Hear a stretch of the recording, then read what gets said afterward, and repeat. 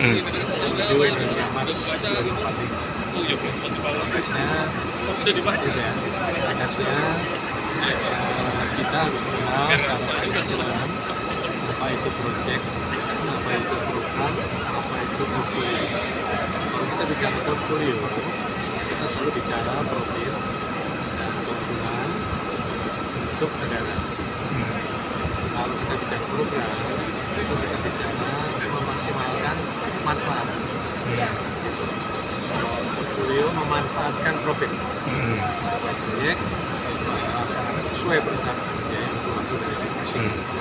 Jadi kami harapkan antar kementerian itu terjadi sinkronisasi masalah program, tidak hanya proyeknya masing-masing, supaya manfaatnya bisa didapat segera. Bukan setelah proyek selesai baru menunggu, tapi begitu proyek selesai dibantu dengan proyek lainnya menjadi satu program, manfaatnya bisa dirasakan dan didapat secara maksimal. Itu sebenarnya konteksnya proyek manajemen di situ. Jadi sementara kita masih disibukkan dengan proyek manajemen, proyeknya selesai.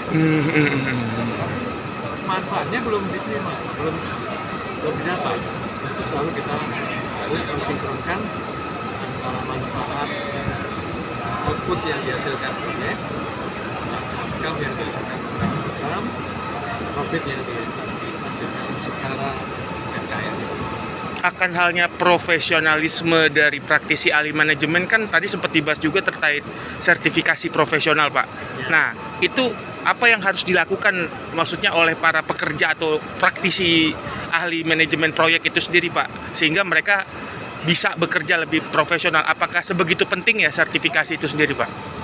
Salah satu sertifikasi itu sebenarnya kita memberi knowledge ya, pengetahuan kepada mereka, dan tentunya kita juga menuntut pengalaman mereka, kompetensi ya, dalam konteks itu, tapi bagaimana mereka memahami di setiap jenjang tugas masing-masing. Mereka harus tahu sebenarnya visinya apa sih, misinya apa sih, sasaran bersama itu apa. Tidak hanya sekedar ya bicara kualitas, oke, bicara biaya, oke, kita sudah tahu itu semua. Tapi kita harus tahu kenapa kita membangun jalan ini dengan harapan bisa bertahan lebih dari 10 tahun atau 20 tahun. Bukan sekedar proyek selesai. Karena proyek selesai kualitas kita nggak tahu. Makanya semua harus disesuaikan dengan visi kita apa. Semua bangunan konstruksi sebenarnya direncanakan, khususnya prosedur kan lebih dari 40 tahun berjalan, karena dia dipakai harus kita putuskan itu antara 5 tahun atau 10 tahun. Tapi apapun kita harus tahu kenapa jalan dibangun, manfaatnya apa. Itu sebenarnya yang saya sampaikan. Kalau kita bisa manfaatnya, jadi secara keseluruhan kita mendapatkan profit apa, keuntungan apa secara bersamanya.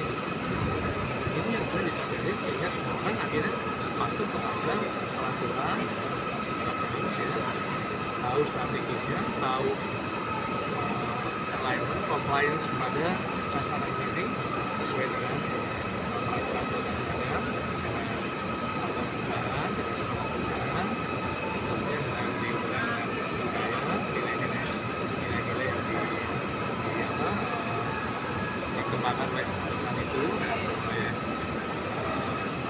daerah itu, dan itu nanti disesuaikan juga dengan kewenangan, power ya, dan juga tugas dia, interest dia apa, gitu kan, interest dia sebagai pemenang sertifikat kan dapat apresiasi dari masyarakat, dari perusahaan, dari siapapun. Nah itu dia harus ada, dia diberi kewenangan sebagai manajer, interestnya dia apa, harus menangkap dia, harus tahu dia. Itu. Pak, terkait keberhasilan proyek yang Bapak sebutkan tadi, maksudnya proyek selesai, sebenarnya KPI atau yang menandakan bahwa suatu proyek itu kesinambungan hasilnya seperti yang Bapak sebutkan tadi, apa aja sih Pak? Apa sih namanya? Identifikasinya? Proyek itu kan tidak berdiri sendiri. Makanya kita bikin airport. Kan di situ pembangunan pelabuhan udara. Tapi ada proyek lain, proyek jalan, proyek listrik, proyek air, hotelan, kan perlu didukung itu semua. Gitu. membangun airport, sudah di perencanaan jalannya, sudah di perencanaan supply-nya, supply chain-nya, fasilitas hotelnya, fasilitas wisatanya, itu menjadi program bersama. Jadi kita membangun kan tidak sendiri, pelabuhan laut atau pelabuhan udara kan tidak mau sendiri, kita membangun kawasan. Kawasan harus didukung oleh proyek-proyek lain yang itu tidak hanya PUPR, kan ada di perkebunan, ada di pertanian. Jadi ada kesinambungan Pak ya? Ini harus didukung oleh semua kementerian. Nah, itu kan program. Pak, terkait contoh nyatanya kan sekarang IKN nih Pak. Bapak sendiri melihat sebagai salah satu chairman dari IAP ini, sampai sejauh ini tingkat keberhasilan atau kesuksesan proyek nih, kan IKN termasuk proyek yang sedang berjalan sampai detik ini. Sampai sejauh ini Bapak melihatnya apa? Apakah kurang tata kelola atau memang harus diperbaiki lagi atau gimana Pak? Sebenarnya IKN itu satu rencana yang sangat baik ya. Karena dia lebih ke arah bagaimana ASN itu bisa diberi fasilitas oleh negara dengan lebih baik. Jadi konsepnya udah sangat bagus. ASN di sana bisa berolahraga, mau main golf, mau tenis, mau apa dia bisa, ya kan? Nah di Jakarta kan nggak bisa. Nah, gitu kan? Di Jakarta ASN sekarang rumahnya di Tangerang, di Bogor, di Bekasi, mau ke kantor aja 1 jam, pulang pergi 2 jam atau sampai 3 jam. Efisiensinya nggak didalam. Karena transport aja udah beresinnya tak bisa. Kalau di Pejabat, dia bisa dalam konteks ini dia bisa jalan kaki 15 menit sampai kantor. Dan antara kementerian juga mereka bisa saling berhubungan langsung. Kalau sekarang kan jauh-jauh, di mana, ini kan nanti keluarganya pun dekat, mau bikin acara pertemuan dekat. Jadi mereka memberikan negara, keluarganya investasi yang baik, kesehatan yang baik, pendidikan yang baik, fasilitas pertemuan yang layak, dan itu mereka bisa memberikan negara. Kalau di Jakarta dia kayak anak tiri, semua bangunan bagus, mall bagus, tapi dia nggak punya apa. Mau main golf nggak bisa, mau main tenis, mau menang sulit. Di sana nanti tempat tenang, tempat pendidikan semua diberikan oleh negara. Konsepnya bagus. Pemanfaatannya sendiri Bapak melihatnya? Nah, masalah schedule itu memang terlalu di ya, maaf ini kalau secara konstruksi memang terlalu padat ya, sehingga itu masalah ya mudah-mudahan tercapai ya semuanya, tapi sekarang jangka panjang kami yakin itu tercapai dan itu sudah suatu keputusan yang paling baik untuk menyelamatkan atau meningkatkan kesejahteraan kita bersama, baik bagi negeri, baik swasta. Nanti Jakarta tetap berkembang, swasta di sini berkembang, transportasi agak kita padatan berkurang, ya, di sana juga ASN lebih bisa memikirkan arah negara ke arah mana, ya kan? Nah di sanalah kita harapkan semua bisa bersinergi, baik itu Jakarta, baik Pekanbaru, baik Pekanbaru kita bersama ini. Sebenarnya kita tidak perlu takut sampai akhir masa jabatan presiden. Itu sudah suatu yang sangat baik dan harus kita dukung secara nasional. Jadi secara garis besar apa yang sudah dicanangkan Jokowi sudah berhasil Pak ya? Program sangat bagus. Tinggal kita lebih ke arah tadi, apa sih tujuannya? Dan itu sebenarnya saya dengarkan lahannya udah menjadi hak pengelolaan itu dari negara semua itu. Tinggal kita bersaing dengan Vietnam, bersaing dengan Singapura, Malaysia, karena mereka punya fasilitas usia di Vietnam 100 tahun. Di IKN yang saya dengar mulai diusahakan sampai 20 sampai 90 tahun. Tapi kan itu hak pengelolaan pemerintah, tetap milik pemerintah. Jadi pemerintahnya kaya. Kalau Jakarta kan banyak hak milik. Jadi pemerintah bangun, swasta yang tapi sudah cukup.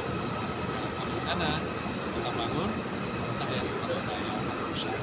Berarti ke arah grow up perkembangannya berarti Pak ya? Ya, aset negara besar dan dengan kekayaan pemerintah bisa lebih besar, bisa memberi fasilitas kepada dengan baik, akan lebih baik, dan diharapkan kita kemudian Harapan Bapak nih Pak sebagai salah satu chairman terkait perkembangan konstruksi di Indonesia, menurut Bapak sebagai chairman IAMPI menuju Indonesia Emas 2045, apa yang harus dilakukan Pak? Dan dalam tanda kutip yang harus diperbaiki atau better in the future apa Pak? Set the bar-nya atau tingkat keberhasilannya Pak?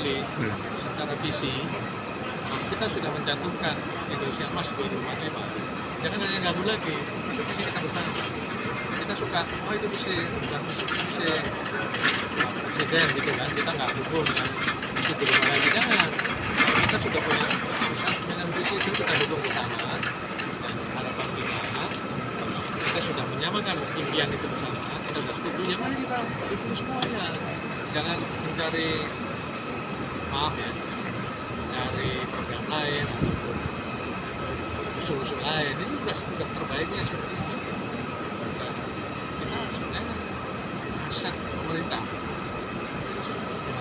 tahun terakhir dari 3.000 triliun sekarang menjadi 11.000 triliun. Angkanya sudah itu Pak ya? Naik terus. Kalau kita bangun, caranya naik, negara naik, maju semua. Swasta naik, swasta apresiasi asetnya naik, kita naik, negara naik. Ini yang sekarang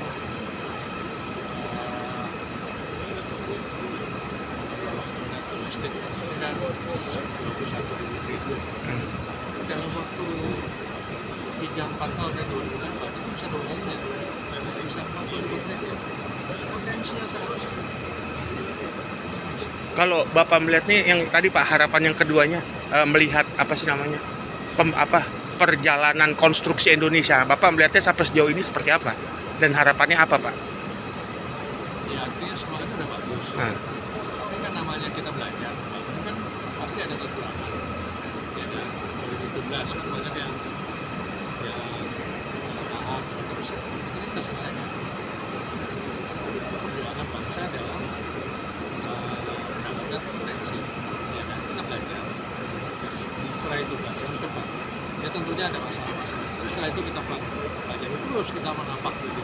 Sehingga kita kekuatan secara nasional tahun apapun kita akan bisa lebih baik, kualitas lebih baik dengan kita efisiensi dan kita lebih baik. Oke, siap. Terima kasih banyak Pak Dharma atas